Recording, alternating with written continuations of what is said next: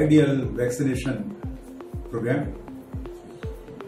Vaccine से हम मुर्गियों के रोग की रोकथाम कर सकते हैं, परंतु ये जानना जरूरी है कि ठीक प्रकार की वैक्सीन का प्रयोग करके और ठीक तरीके से वैक्सीन करके हम मुर्गियों के रोग की रोकथाम कर सकते हैं।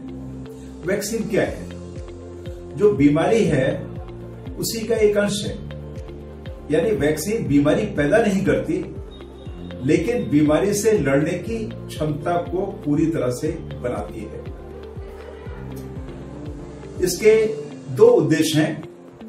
एक तो ये वैक्सीन करने के कि बीमारी ना आए, और दूसरा उद्देश्य है कि अगर बीमारी आती है तो उसका असर कम से कम हो। बीमारी ना आए, इसके लिए प्रकृति ने हमें एक ऐसी क्षमता दी है कि माता पिता से रोग के लड़ने की क्षमता हमें चूजे में मिलती है।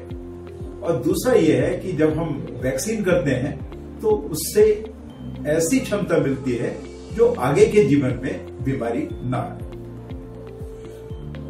कोई ऐसा नियम नहीं है कि कौन सा वैक्सीन कब किया जाए, कितने वैक्सीन किए जाए। ये निर्भर करता है कि जिस एरिया में वैक्सीन का प्रयोग हो रहा है वहां बीमारियां क्या हैं और उनसे लड़ने की कौन सी ऐसी अच्छी वैक्सीन है जिनके प्रयोग से उनको रोका जा सकता है। अगर किसी एरिया में कोई बीमारी नहीं है तो उस एरिया में उस बीमारी के रोग को अगर ना ही इंट्रोड्यूस करें तो कहीं अच्छा है। कहीं भी कोई सिंगल वैक्सीनेशन प्रोग्राम पूरे भारत के अंदर या पूरे विश्व के अंदर नहीं हो सकता।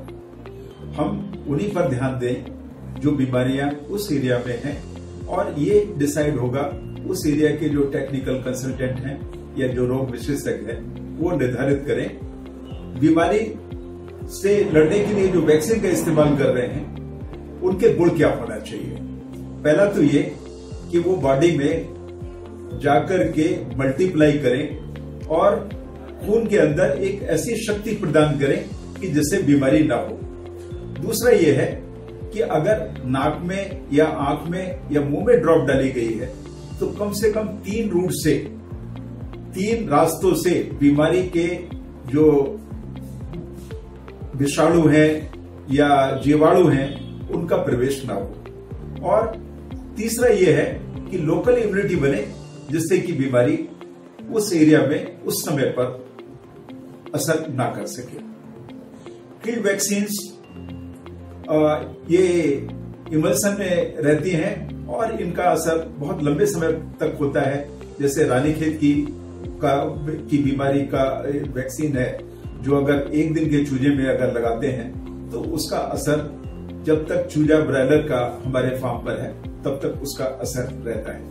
दूसरा यह है कि इस वैक्सीन के प्रयोग में सबसे अच्छी बात यह है कि वैक्सीन की पूरी मात्रा शरीर में चली जाती है और इसका असर जो है बहुत लंबे समय तक रहता है। वैक्सीनेशन के साथ साथ 2 चीजें और हैं। इसका आधार है मैनेजमेंट, जिसमें पानी आता है, फीड आता है, कितनी जगह आपने दी है वो आता है, कितना अच्छी तरह से आपने वातावरण को कंट्रोल किया है वो आता है। दूसरा है बायोसिक्योरिटी, यानी फार्म के ऊपर एक फार्म से दूसरे फार्म पर जो आदान प्रदान चलता रहता है, लोग आते जाते रहते हैं या सामान इधर से उधर जाता रहता है, वो ना हो। और तीसरा यह है कि वैक्सीन अगर ठीक प्रकार से, ठीक रूट से, ठीक चुनी हुई वैक्सीन का प्रयोग अगर हुआ है तो बीमारी ना आए।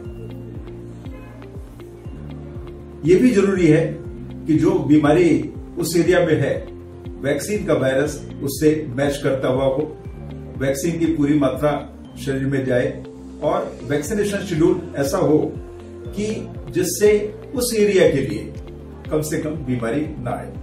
कोई भी एक साइड, कोई भी एक कमी सब शरीर को फिट नहीं हो सकती। उसी तरह से कोई भी एक वैक्सीन सब प्रकार के रोगों में, कुछ लोग ऐसे हैं जो बहुत स्ट्रांग है, कुछ लोग ऐसे हैं जो बहुत हल्के हैं, तो सारी बीमारियों से लड़ने के लिए एक ही वैक्सीन का प्रयोग करना वो उचित नहीं है। जो सबसे इंपॉर्टेंट चीजें हैं वैक्सीन के प्रयोग में, सबसे पहला है स्टोरेज और हैंडलिंग, यानी लाइव वैक्सीन 2 से 8 डिग्री सेंटीग्रेड के ऊपर रखी जाए।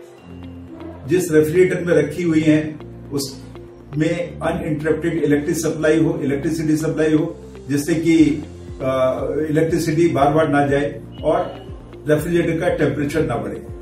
फिर आता है कि डायल्यूएंट है, उसको भी इस्तेमाल से पहले ठंडा किया जाए। रूट ऑफ एडमिनिस्ट्रेशन ठीक हो, यानी अगर नेजल ड्रॉप से अगर रिकमेंडेड है मैन्युफैक्चर के द्वारा तो वो नेजल ड्रॉप से ही दी जाए। अगर आई ड्रॉप से अगर रिकमेंडेड है, सिफारिश की जाती है, तो वो आई ड्रॉप से दी जाए। टाइमिंग ऑफ वैक्सीनेशन भी उतना ही इंपॉर्टेंट है। जैसे गंभीरों में अगर बीमारी लेट आती है तो हमें वैक्सीन का इस्तेमाल लेट करना चाहिए। अगर बीमारी जल्दी ही आ जाती है 12-13 हफ्ते में, तो हमें पहले हफ्ते में ही वैक्सीन का प्रयोग करना पड़ेगा। ऐसा नहीं होना चाहिए कि बीमारी आती है काफी लेट और वैक्सीन हम शुरू में ही कर देते हैं। ऐसा भी नहीं होना चाहिए कि बीमारी आती है शुरू में और वैक्सीन का शेड्यूल हमने बना दिया है कि हम 14 दिन से ही वैक्सीन का इस्तेमाल शुरू करेंगे। ये चीज ठीक नहीं है। रानीखेत के रोग में तो एक सेट प्रोग्राम बन सकता है कि आपने कौन सी वैक्सीन कब दी है, लेकिन गंभीरों के केस में यह संभव नहीं है। गंभीरों में आपको निर्धारित करना होगा कि बीमारी आती किस एज में है। इसके अलावा ब्रायलर में जो वैक्सीन जरूरी है, पहले दिन ब्रोंकी एफ यानी आईबी और रानीखेत की बीमारी का कंबाइंड वैक्सीन करें। 9-10 दिन पर लसोटा और एंडीकिल्ड यानी एनसीवैक्स का इस्तेमाल करें। 12 दिन पे वर्सा B2K का इस्तेमाल करें और 20 दिन के ऊपर आईबीडी जॉर्जिया पानी में देकर के इस्तेमाल करें। इसके बाद 26 से 28 दिन पर लसोटा एक बार फिर पानी में पिला दें। इस प्रकार से आप 40 दिन तक ब्रायलर के चूजों को बीमारी से रोक सकते हैं।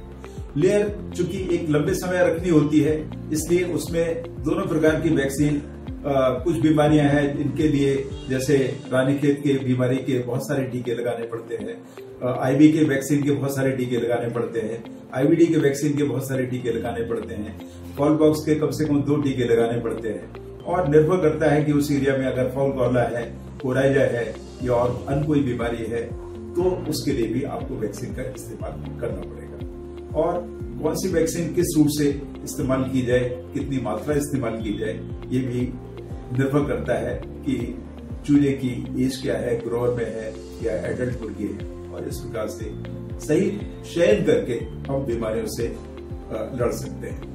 कंक्लूजन ये है कि मुर्गी में जो भी बीमारियां, चाहे वो ब्रायलर में हो, चाहे लेयर में हो, चाहे ब्रीडर में हो, वो प्रिवेंटेबल है, उनसे रोग से बचाया जा सकता है। मैं उन बीमारियों की बात कर रहा हूं जो हमें जानकारी है, जो नोन बीमारियां हैं। कोई भी एक वैक्सीनेशन प्रोग्राम हर एरिया में सफल नहीं हो सकता, इसलिए उस एरिया में किस प्रकार की बीमारी है और क्या वैक्सीन इस्तेमाल होना चाहिए, उसी के अनुसार हम इस्तेमाल करके उस बीमारी से रोक सकते हैं, लड़ सकते हैं। वैक्सीन का जो स्ट्रेन है, वो जो बीमारी पैदा करने वाला जो स्ट्रेन है, उससे मैच करना चाहिए और वैक्सीन का असर ये हो कि वो खून में जाकर के रोग से लड़ने की क्षमता प्रदान करे। आखिर में एक ठीक से डिजाइन किया हुआ, ठीक से प्लान किया हुआ, ठीक से इस्तेमाल किया हुआ अगर वैक्सीनेशन शेड्यूल प्रयोग में ला रहे हैं, तो बीमारियों को मुर्गी से पूरी तरह से रोकथाम की जा सकती है। Subscribe to our button. Click the bell button from our channel.